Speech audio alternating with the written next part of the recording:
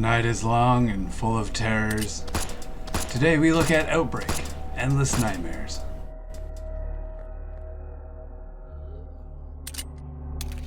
This week, I've been checking out Outbreak, Endless Nightmares. And for those who aren't familiar with it already, it is a kind of series that is horror, action, kind of exploration in genre. Now, to explain that a little further, it is kind of a top-down, third-person shooter where you're in a lot of environments that are very horror-themed. There's a lot of a survival kind of aspect to this game, and it drops you off in like this hub world that you are from there on supposed to explore these paranormal entities and anomalies as they come up. When you interact with them, it brings you into sort of a pocket dimension, a little area that's themed as the object that you found, and it's actually pretty interesting the way that works. There's a lot of replayability built into it because it's procedurally generated every time you open the anomaly.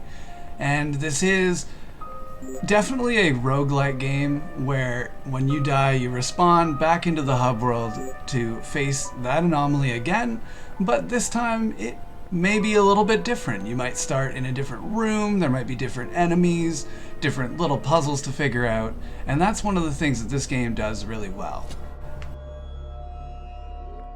In addition to the roguelite elements, there are a few things that are done really well in this game, and I want to focus on the positives first. There's a multitude of camera options. The default is a Resident Evil 1 sort of fixed camera angle, and you maneuver the character until a new room appears, and then it switches the camera over to that room. So you get this kind of changing perspective. So you are definitely pushed to use multiple camera modes as you progress through the game. And I think that's interesting because there's a couple different ways that each challenge could be presented to you. It may be more difficult based on certain camera angles versus others, and that's just a skill that you have to pick up as you go through the game. And I like that. There's also a multitude of characters to choose. I mentioned this is a roguelite, so you are encouraged to choose a character and kind of stick with that, level that character up, make them more effective at combat or crafting or whatever the skill you want is. Or you can ditch that character and select a new one, and perhaps that new character comes with a different loadout. More guns and ammo, swords, perhaps a lot of health.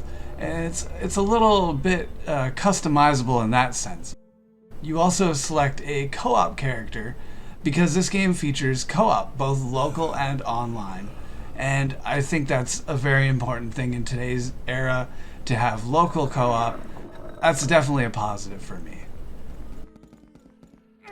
The crafting in this game is at first a little confusing, but as you work your way through the anomalies and you pick up a lot of items, it becomes a little more natural to create new health potions or create new ammo actually. There is quite a bit of difficulty to this game. The combat isn't incredibly complicated, but it's very unforgiving in that you can only take so many hits before you're out of that attempt, that roguelite session. There is an interesting thing that happens in this hub world that you spawn in between roguelite sessions. You spawn into this, as I said earlier, it appears to be a haunted mansion. I believe it's a hospital, but it has that kind of eerie look to it. And actually over time, it expands and gets larger as you unlock these doors. But that actually brings me to the negatives that I have to highlight with this game as well. To open these doors and to expand to this hub world, to experience new anomalies and essentially get past the first level, you have to collect these coins. You are going to have to replay the first and second and third anomaly over and over again to have a chance at finding these coins. Even when it comes to exploring, okay, fine, I can jump in and I can explore an anomaly over and over again, but the combat is a little clunky. It's not so modern. It's really cumbersome to use any sort of firearm. Now, there are swords and knives that you can find along the way. These guns, these swords, they break down over time, which is an interesting mechanic because it forces you to craft new ones or fix the ones you have. But it just is more frustrating overall because the second attempt I go through an anomaly with, I might just not have the weapons that I need. And at that point, you're kind of stuck, and it becomes a very difficult game to work your way out of. So I wish they had done something to the combat just to make it a little smoother, even if it included a lock-on feature. I'm playing this on an Xbox Series X, and I really don't see what it is in this game that is, tailored for the Series X. As they state, this is supposed to be an enhanced game for the Series X, but I don't know in what ways the enhancements are presented. It doesn't really seem to me to be very high definition.